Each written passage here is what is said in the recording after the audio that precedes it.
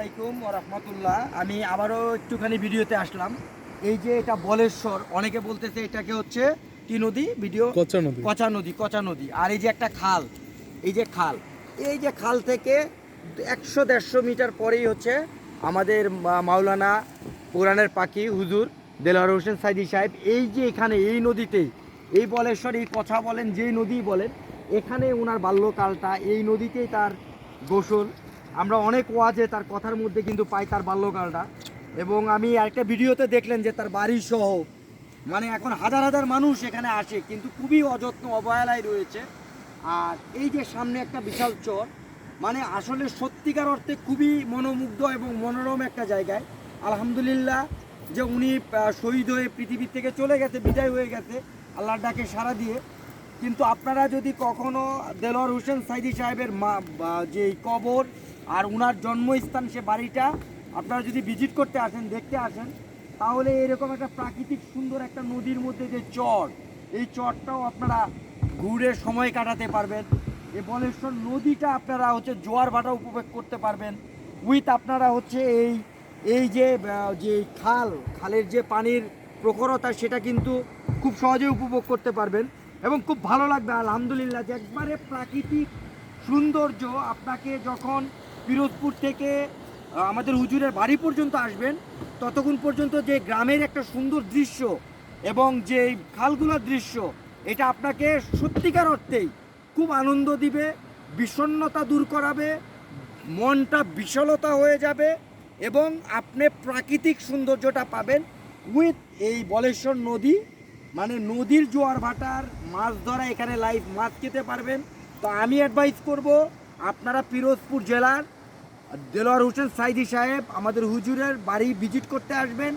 যে একটা মানুষ আল্লাহ চাইলে কতখানি উপরে উঠতে পারে, এবং একজন জাতীয় সংসদ হওয়ার পরেও যে উনি ওনার যেই ছোট্ট একটা ঘরের মধ্যেই কোনো বিলাসিতা না, কোনো রকম কোনো অপব্যয় না। এবং প্রতিবেশীর সঙ্গে কথা বললাম, সংসদ সদস্য থাকা অবস্থায় কেউ কোনো অন্যায় মানে দাবি নিয়ে ওনার কাছে আসতে পারতো না। উনি সংসদ সদস্য অবস্থায় যেমন ছিল, বাল্যকাল, যৌবনকাল এবং বৃদ্ধকাল, সব সময় তিনি তার একটা কিন্তু আচরণের মধ্যে ছিল যে সাধারণ মানুষ, এই পৃথিবীতে অহংকার করার কিচ্ছু নাই, আর অর্থবিত্ত চুরিচামারি করার কিচ্ছু নাই। ভাই, আপনারা যদি আমার এই ভিডিওর মাধ্যমে আসেন, আমি বলবো যে আমার হুজুরের বাড়ি দেখে তার জীবন ব্যবস্থা দেখার যতটুকু না সৌভাগ্যবান হবেন, সাথে আপনি কিন্তু এই প্রাকৃতিক দৃশ্য, এই যে বলেশ্বর নদী, কাঁচা নদী বলেন, খাল বলেন, আর আপনার ওই যে চরটা বলেন, এই সমস্ত কিন্তু আনন্দ উল্লাস আপনি করতে পারবেন। তো আমি সবাইকে আমন্ত্রণ জানাবো আমার এই ভিডিওর মাধ্যমে, আমার বন্ধু সমস্ত বাংলাদেশের মানুষকে আমি বলবো যে আপনারা আসেন এখানে এবং আসে। ভাই, আপনার ইনভাইটেশনে আপনার আসতে হবে এরকম না, ওনাকে দেখার জন্য এখানে হাজার হাজার মানুষ কিন্তু আসে। তো আমি হচ্ছে এই হুজুর ইন্দুকানি হচ্ছে পিরোজপুর ইন্দুকানি খুব কাছে কয়েকশো মিটার পরেই হচ্ছে আপনার মোড়লগঞ্জ যে অঞ্চলটা, যেটা বাগেরহাট জেলার মধ্যে পড়ছে। শরণখোলা জানেন যে পিরোজপুর, পটুয়াখালী, ঝালকাঠি, তারপরে হচ্ছে বরগুনা, এই সমস্ত এলাকা টোটালটাই পর্যটন এরিয়া।